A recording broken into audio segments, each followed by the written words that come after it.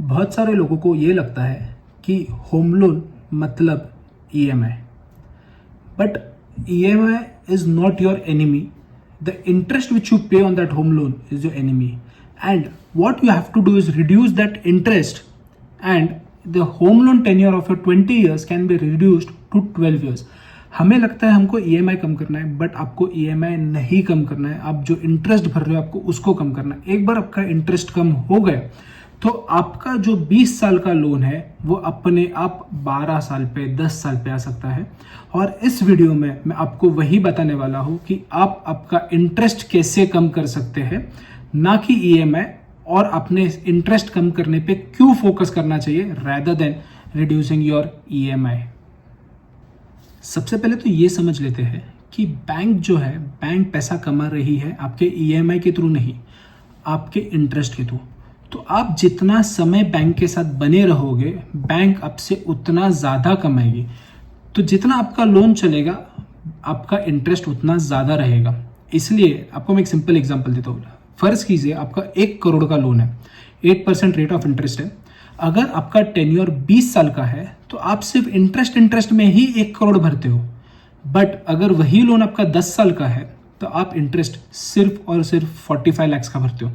तो इसका मतलब ये है कि अगर आप जितना बैंक के साथ जुड़े रहोगे बैंक उतना ज़्यादा आपके पास से कमाएगा. तो आपका काम ईएमआई कम करना नहीं है, आपका काम है टेन्योर को कम करना, बैंक के साथ कम जुड़े रहना. तो आपका इंटरेस्ट कॉस्ट अपने आप बच जाएगा. अब सबसे पहले हम ये समझते हैं कि टेन्योर कितना होना चाहिए. आप समझ ले, अगर आप 1 करोड़ के लोन के लिए अप्लाई कर रहे हो, आपको 1 करोड़ का लोन मिलता है, तो 1 करोड़ पे टेन्योर कितना होना चाहिए. अगर आप 10 साल के लिए लोन लेते हो, आपका इंटरेस्ट आउटफ्लो है 45 लाख का 1 करोड़ के लोन पे, तो आपका टोटल रीपेमेंट होगा 1 करोड़ 45 लाख. और अगर आप 20 साल का लेते हो तो आपका टोटल प्रीपेमेंट 2 करोड़ का होगा, 1 करोड़ प्रिंसिपल 1 करोड़ इंटरेस्ट. सो यहाँ पे लगता है यार 20 साल में इतना इंटरेस्ट जा रहा है, बट मैं आपको यहाँ पे बताता हूँ आप क्या कर सकते हो. अगर आप 10 साल का लेते हो, आपका इंटरेस्ट 45 लाख है, आपका ईएमआई आज जा रहा है 1,21,000 रुपए, और वही 20 साल के इसमें इंटरेस्ट आउटफ्लो है 1 करोड़ का और ईएमआई जा रहा है 84,000 का. तो जो डिफरेंस है 37,000 का, अगर आप 20 साल का पीरियड का लेते हो और आप 37,000 का जो डिफरेंस है, आप सिर्फ 10 साल के लिए भी एसआईपी करते हो एट 11%, तो आप 81 लाख का रिटर्न बना सकते हो.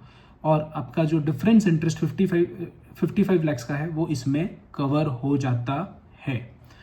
तो आप, अगर आपकी कैपेसिटी है कि आप टेन्योर 10 साल का ले सकते हो, तो आई वुड से आप थोड़ा बड़ा टेन्योर लो. और जो डिफरेंस अमाउंट है ईएमआई में, जैसे 10 साल में 1,21,000 था, 20 साल में 84,000, तो जो डिफरेंस अमाउंट है, अगर आप डिसिप्लिन हो तो आप उसको एसआईपी करो. 11% पे भी 81 लाख बन रहा है. Market has given much more bigger returns. So अगर आपका कैपेसिटी है तो आपका टेन्योर आप इस हिसाब से डिसाइड कर सकते हो.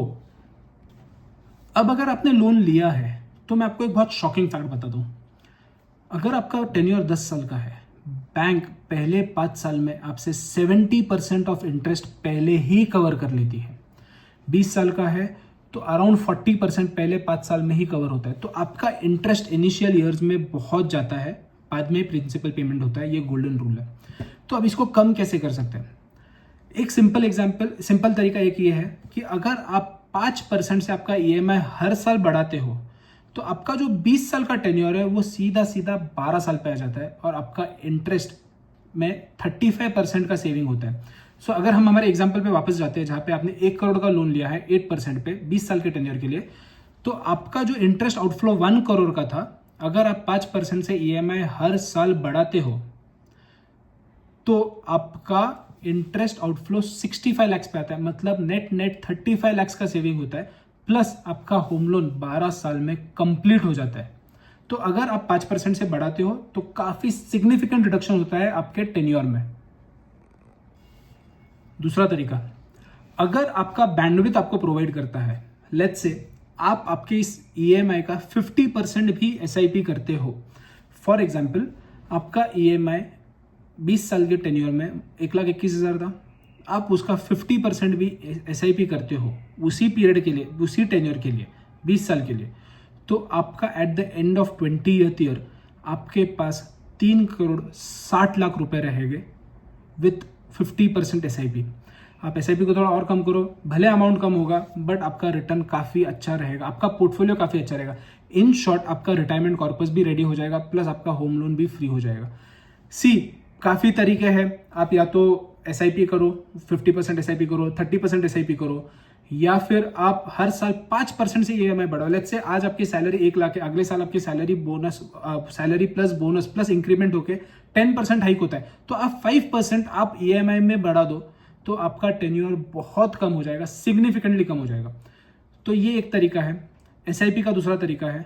तीसरा तरीका है आप पार्ट रीपेमेंट हर क्वार्टर में करते जाओ या हर 6 महीने में एक बार करते जाओ। जैसे अगर आपका EMI 1,21,000 है 20 साल के टेन्योर में, तो आप हर 6 महीने में एक EMI एक्स्ट्रा पे कर सकते हो। इसकी वजह से आपका टेन्योर लगभग 4 साल से कम हो जाएगा। तो काफ़ी तरीके हैं आपके होम लोन को आपको मैनेज करने के, एडजस्ट करने के और आपका इंटरेस्ट कम करने के।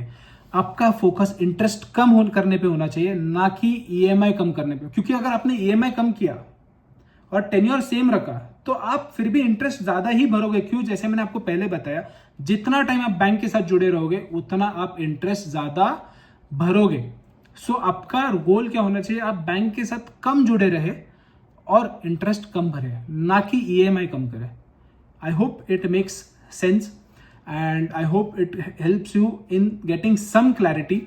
If you have more doubts, if you want to talk about your home loan, or if you want to figure out how you can adjust your home loan, you can just book an appointment with me.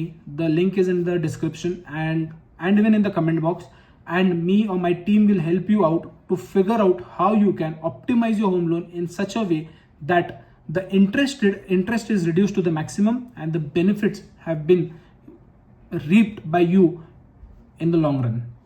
Thank you. See you next Tuesday.